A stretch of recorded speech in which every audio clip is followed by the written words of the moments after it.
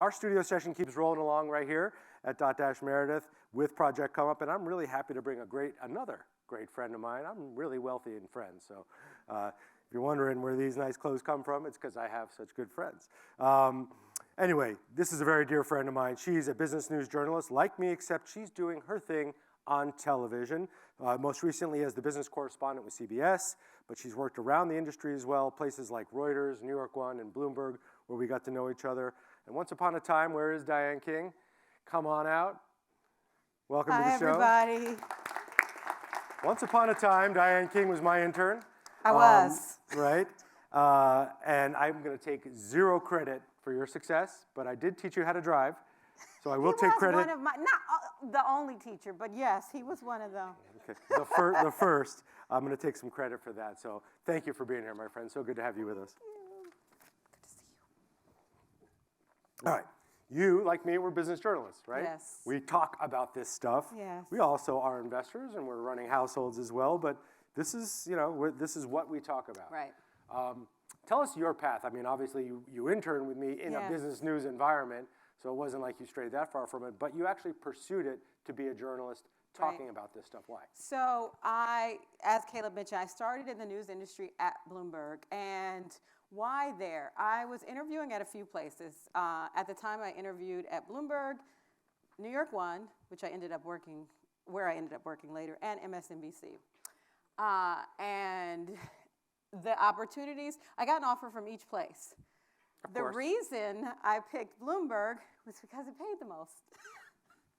So, and it wasn't just about money at the time. I was already out of school. I was taking a class to, because I actually was I had already started working, but I was making a early career pivot.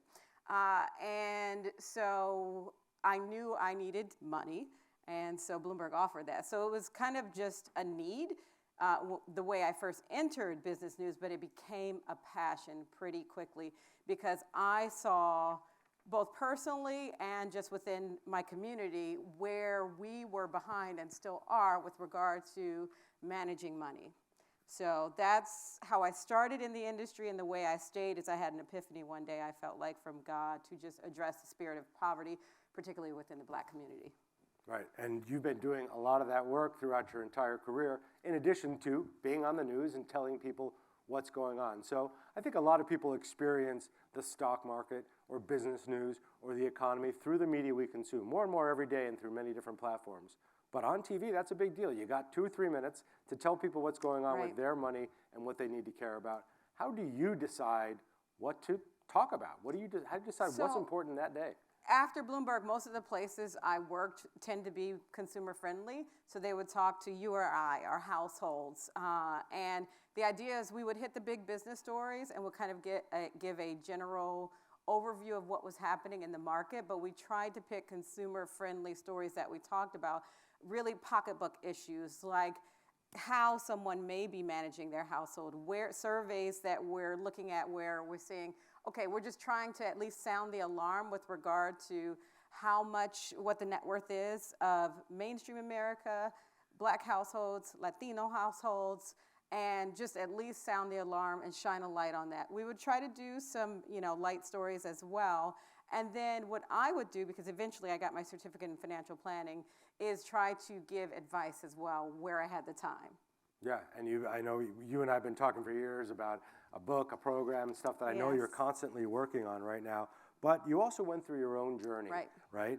Of learning about money, credit, debt, some hard lessons along the way. It was not easy for you. I remember those days. We did had a lot of conversations about it. But you were determined to get yourself out of debt. And it wasn't a little bit of debt. No. It was a significant amount. But you're also willing to talk about it, which is what I appreciate about you. Would you mind sharing a little bit about what that experience was like and how you dug yourself out? So there was a point in my career where I realized I couldn't just talk about what I was talking about and not apply it to my own life. It's like the doctor giving you the prescription, but they're not applying it to their own health, So I had that epiphany, actually. It wasn't just that I was broke, it was basically like, I'm broke. And it was just like a wake-up call. Well, you have to make a change. And the point I made a change, I really didn't have enough money to even make a change. It was just the recognition that, okay, this way isn't working. Like Tyrone talked about, you signed up for the credit cards in college. You had no experience or knowledge of them. You just knew at the time. I don't know if they still do that now. You got a free T-shirt, so sure, I'll sign up for this credit card. And, you pay the minimum, and at a certain point when you can't pay the minimum anymore, then what? And you got a bunch of those credit cards, right? So I had credit card debt. I had tax debt too, actually, because for a while as a journalist, I freelanced, and I heard from different people, don't just listen to people, because I know there's been a proliferation of financial experts online.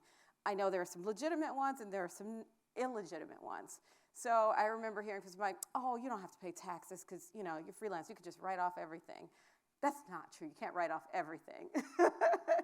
And, I did what I call the ostrich effect. I just stuck my head in the sand and pretended this didn't exist for a while, And then when I just had that kind of, I'll call it a come to Jesus moment, where it was like my wake-up call, I need to get out of debt. I need to apply this to my life. So you just start adding up what that is. You have to, just start figuring out, okay, what do you owe? Who do you owe? And, I remember once I figured out, like, I got an accountant to work with who wasn't very expensive, which is what I needed at the time, and figure out, actually, no, my first year of figuring out, I might have done TurboTax, and I owed a buttload of money. And so I called up the IRS. You have to get your head out of the sand and call these places.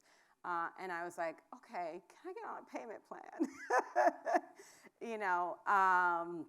And I was still freelance at the time, and the freelance work was it was less. So basically my period of getting out of debt was 2006 to 2009. Tough time for the economy, yes, by the way. That was the Great Recession. So, it's a crazy time to do it, but I actually was able to do it. When you're entering into it, you hope this is going to work. And I do remember even having a thought, and get this out of your head if this is anybody's thought, maybe I'm just supposed to be broke. It's a mindset. Because, it is a mindset. Maybe this is going to be like that way the rest of my life. And I heard another voice that said, who told you that?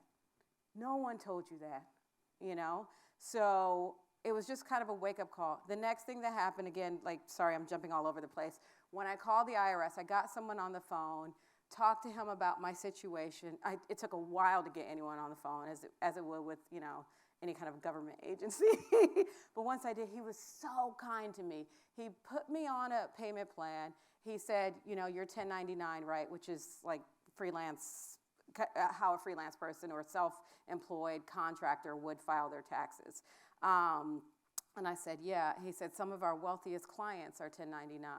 And that just kind of helps shift the thinking that I had. I was like, oh, okay. Because at that point, I wasn't looking at it that way. I was just starting to have that wake-up call.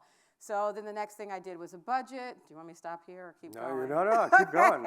I remember the journey. I remember all of it. Yes. And I was willing to do whatever work anybody wanted, not just journalism, because I was like, yes, this is my passion, but the work wasn't flowing, so I did everything.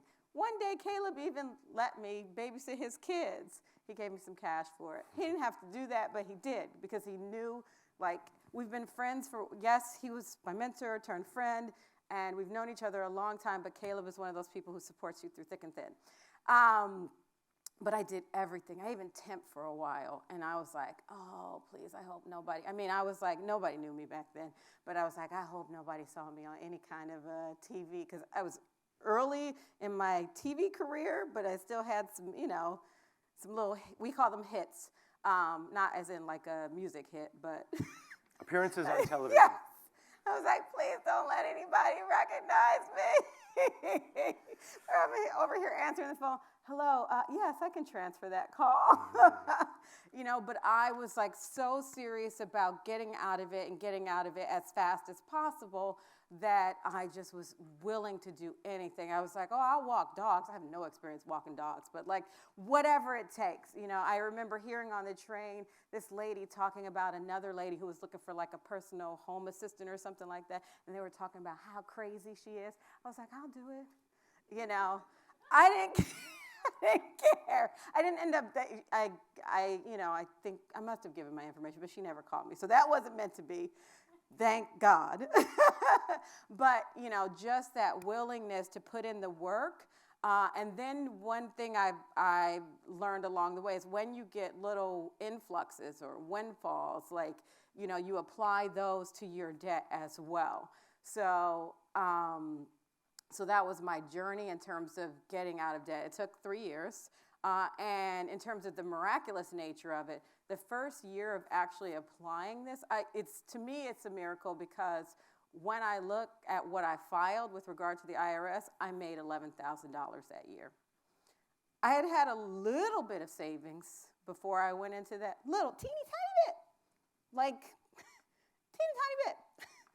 Friends helped me along the way because they knew my journey, you know, so like I would have friends who would bring me some food or, you know, but I made draconian cuts to my life. I also didn't know it was going to be that dry.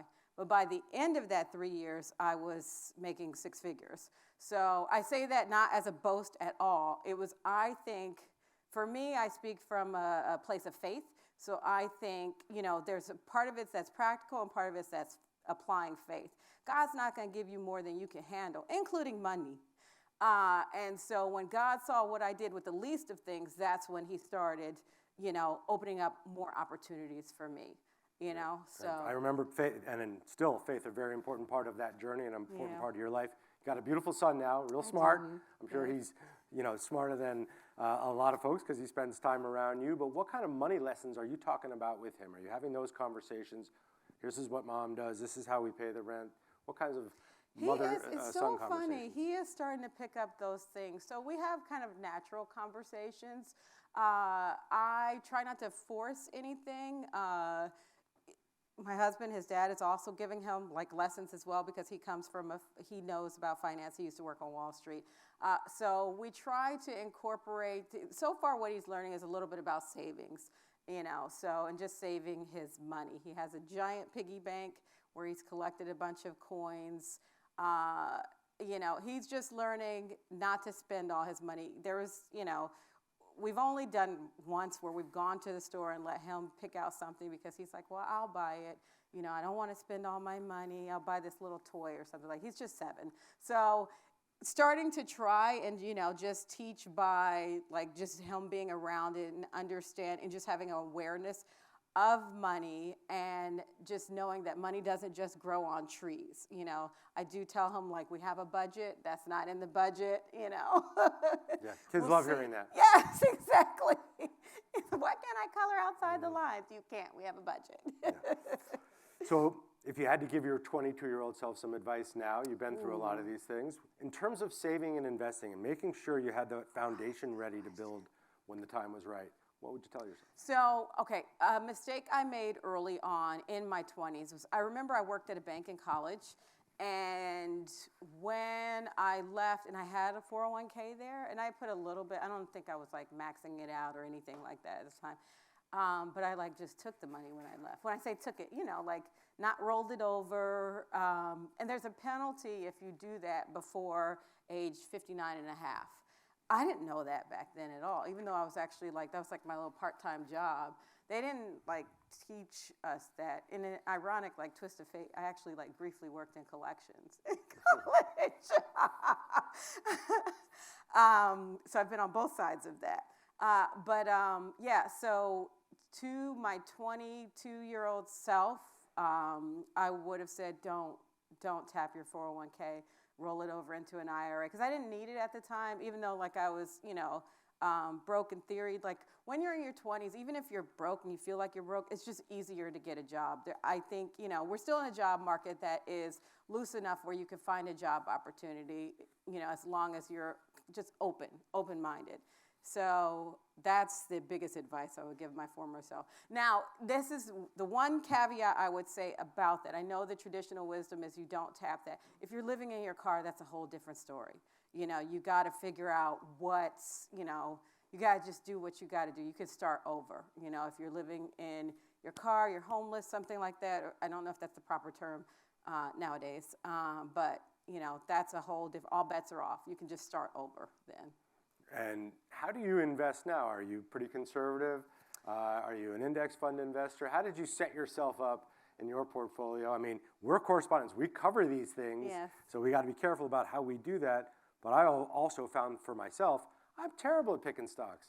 I'm terrible at taking risks. I'm like the worst stock picker out there, and I'm the editor-in-chief of this Investopedia website here, so I'm keeping it pretty boring. How about you? I would say I'm probably half and half. I probably sometimes take a little too much risk, or have at different points, and sometimes that's paid off, and sometimes it hasn't. I do with the majority. I'll do, you know, like either S&P tracker, and then a portion of small caps, and then some in bonds. I probably have honestly too much in stocks compared to bonds, my portfolio, given my age. But yeah, so I try to follow the general wisdom, and then I'll do a little bit of, you know, kind of stock picking. I'm not going to give any tips on that because I don't know anyone's situation. So I'm not going to say, go buy this one, go buy that one. But what I will say that if you do individual stocks, pick a company that you know, that you've been following, that you see that it's in demand. And then, you know, you watch the cycle of it. If it's no longer in demand, or you think it's not going to be in demand anymore, get out of it. Yeah, and again, front and center on the industry, because we're covering it, and especially you, covering it every day, but not just covering it once, covering it for like 20 different cities and having to give sort of an individual stock report there. I'm sure people come up to you, like to come up to me and say, what should I buy? What should I do? And again, it's always a question of everyone's personal circumstance. Yes. But, you know, when you get that question, what is your typical answer? Well, where are you? What's your goal? So it depends. That's what most financial advisors will say to you in general, because they want to know like what your personal situation is. So it depends on what your goal is, your age. You know, if you're in your 20s, you can be more aggressive. And it also depends on your risk tolerance, because, you know, if you're in your 30s and 40s, you know, maybe you shouldn't be as risky, but, you know, if your risk tolerance is higher, you can handle, you know, a setback. Or handle a loss, then, you know, it just depends on your risk tolerance. The craziest thing, though, to me is because I've worked on Wall Street for a number of years within my career in journalism at the stock exchange. I remember a guy one of the guys on the floor, so we call them traders, but they're like brokers. And he asked me for ideas. I'm like, you're asking me? What? You're the one who's supposed to have the ideas. So it's, you know, that's something to keep in mind as you're on your own journey about not selling yourself short. You have ideas. You can observe the marketplace too, you know. So I would say in terms of my journey, in terms of debt, credit, and building wealth, when you get to the point of building wealth, make sure you're investing in your 401k. Make sure at a minimum you're putting enough in to get the company match. And, you know, ideally you want to max it out. I know that could, you know, be difficult or take time. That's fine if it takes time, but at least, you know, put enough in to get the company match. And my recommendation always is, if it feels like it's going to hurt, do 1% or 2%, raise it 1% or 2% every pay cycle, so you feel the pinch less. Yeah, great call. And for folks wondering what that is, some companies actually match a portion of your 401k contribution. So it's kind of like free money if you can get that. And the answer to that is almost always yes, 100 times yes, I will take the match. But there are other ways to do it right as well. You were a 1099 employee. Right. You could have had a SEP retirement account, an IRA retirement account, lots of different approaches. And you could have multiple approaches at the same time. Right. So you worked at the stock exchange, you were on the floor, giving reports every single day. What are some of the biggest myths about what's actually happening down there? Because it's a symbol more than anything, but it's still, you know, there's activity going on there, but it doesn't affect you and me and folks out here. When we're talking about the Dow up or down, yeah, maybe, but what's happening inside the exchange is actually different than a lot of people understand. So I would say what I would not be afraid of if you ever get a chance to go to the stock exchange is the thought that these guys know everything. They don't know everything at all. I mean, I worked down there a number of years. I got to know a lot of the guys on the floor. They're just people like me and you trying to figure it out themselves. Yes, they've learned how to manage money or handle money along the way, but they learn too, one. Number three, they're trying to provide for their families just like us. So, we belong there or any room that we're in as much as those guys down there on the floor. Yeah, there are men and women down there, Yeah. mostly guys still, Mostly but when you're guys down still. there, a big difference from the 80s, 90s, when everyone was shouting and running up to the trading Right, booths. it is, because it's all more electronic. electronic. Yeah. I mean, the human element comes into play sometimes if there's, an issue with a stock, if there's an IPO or something like that. Initial public offering, that's when a company is making its public debut. And so then that's where the human element comes into play more. But I would say definitely the pandemic shrank the floor. I mean, it was already shrinking over the years because so many industries have become more electronic. But, especially within the past couple of years, it's definitely, fewer and fewer people on the floor. Yeah, so I always tell people there's the symbol and the noise of Yeah. the stock market itself. Yeah, the ding, and ding, there's- ding, ding, ding. Right, but in media we treat it like a football game, right? Yes. The pregame, Yep. the kickoff, Exactly. the halftime show. That's right. The close, the Yes. closing bell, and Right. then the commentary afterwards, and that's the way a lot of it's treated, which I think messes with people's mentality a little bit, like they have to do something. And for all of us, individual investors, retail investors, if you're just starting or if you're at the, well into your investing career, you don't have to do anything That's true. every single day. That's for the professionals who have to put money to work. But retail investors like us, we just have to have a plan, stick to the plan, and if we can keep adding as we get older, that's even better, right? So many people are blinded by the lights and the flashing green arrows and Right. red arrows. Yes, and also to use Caleb's analogy with regard to sports, you need a good offense and defense with regard to your money. Your defense is your budget and just protecting your wealth, whether it's, like you're investing in your 401k. Your offense is getting a good job, earning enough money, or whether it's a job or an entrepreneurial venture, and if your entrepreneurial venture is not bringing enough, having a job along with that entrepreneurial venture. So that's your offense, bringing in enough money to actually both pay your bills and start investing, and then your defense is just protecting your money. Yeah, great points. Well, I've learned a lot being around you for the last 25 years, and He's too kind. we really appreciate you being here. you. Diane, Valerie King, ladies and gentlemen, thank you so much.